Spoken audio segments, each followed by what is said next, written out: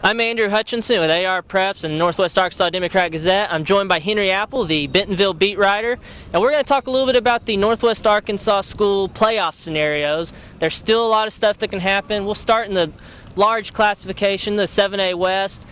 Basically, everything's still up for grabs. We've got one game that really doesn't matter. You know, Harbor's already clinched the number 1 spot. Heritage, they're waiting for basketball season. But what can you tell me more beyond that?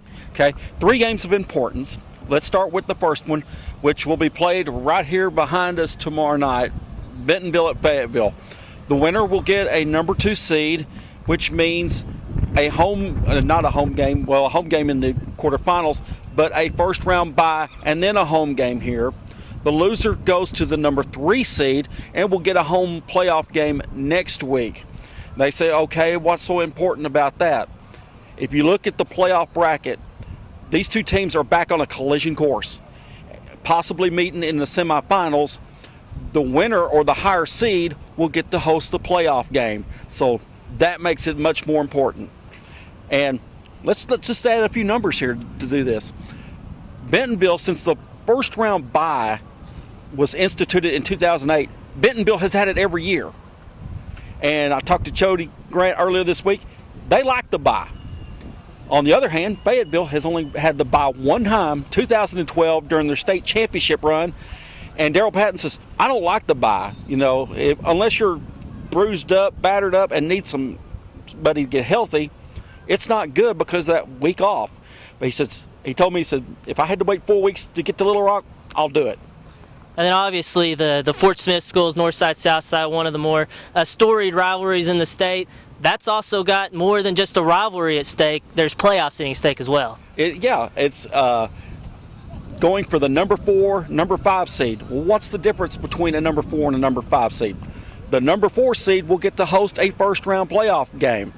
The second, or the number 5 seed, they have to hit the road for a first-round game. So a lot of stake there at Mayo Thompson Stadium Friday night. And then finally, the last playoff spot. It seems like every year it kind of comes down to this game. Rogers and Springdale, the winner gets to go on to the playoffs, the loser goes home, and that's kind of shaping up to be that way again this year. And that's simply the way it is. If you want to play another week, win this game. If you don't want to play another week, well, then I don't think they're even thinking about that. You know, they want to win. They want to continue one more week of football. And obviously, we've also got a 6A school in Siloam in Northwest Arkansas and a 5A school in Farmington. Do they still have a chance to make the playoffs? They're slim, but hey, the chance is still there. I'll start with Siloam Springs first in the 6A Central. They need 2 things to happen, or one of 2 things. They have to win by 13 points over Russellville in order to form the what they call the perfect triangle. If that can form, then it's between Russellville, Alma, and Siloam Springs, and a coin toss is going to determine who's number 2, who's number 3, who's number 4. If Siloam Springs doesn't beat Russellville by 13 points, then it needs Alma to upset Greenwood, so it would get the number 3 seed and send Russellville home. So, very tricky situation there. They're kind of slim, but hey, they're still there.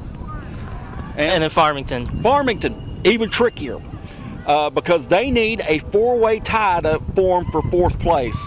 Is it possible? Yes, but the 3 things have to happen.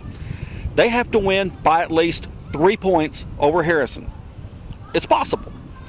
Then they need Maumelle to beat Little Rock Christian by 8 points or more. And then they need, I think it is Greenbrier to beat Bologna. If this happens, it's a 4-way tie for 4th. Then you go to the tiebreakers. Farmington gets the number 4 seed. Wow. So a lot of stuff needs to happen, but it's still there for Siloam and Farmington. Moving on, the 4A1, it seems to be Prairie Grove, top of the conference, but what's the playoff picture look like there? Okay. We'll go with the 2 sureties. We know Prairie Grove is number 1. They get a home game. We know that Lincoln will be number 5, and they will hit the road next week to Dardanelle.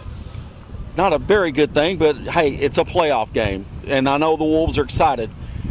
What we don't know about is 2, 3, and 4, and it all determines on 2 games. Gravett at Gentry and Pea Ridge at Shiloh Christian. And then you get, if that happens, let's say, well, if Shiloh wins, it gets the number 2 seed, regardless. And if Pea Ridge wins and Gravette wins, then we start having to look at the tiebreaker, and it's going to be determined by tiebreaker points. If Pea Ridge finishes with more points than Gravette, then Pea Ridge gets the 2, Shiloh gets the 3, Gravette number 4. If Gravette finishes higher than Pea Ridge, then it's Shiloh number 2, Gravette number 3, and Pea Ridge number 4, and that's all going to determine who plays at home, who plays on the road, and who they will play. Obviously, a lot of significant football left to be played in the 4A, as there is in the 3A one. Greenland has put together kind of a historic season. They're undefeated at this point, but nothing's set in stone yet. Nothing, because with Greenland, West Fork, you have 2 schools 5 miles away, and they're going to meet each other to determine who is the 3A1 champion. Not only that, the winner gets a first-round bye, and they will have home field advantage for as long as they're in the playoffs up to the championship game. So there is a lot at stake than just Washington County rivalry. There is a lot on the table for this one.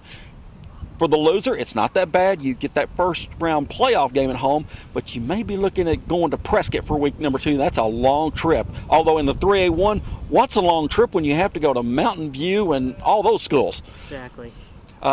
And then we drop down a little bit. We know that Elkins will be the number 3 seed.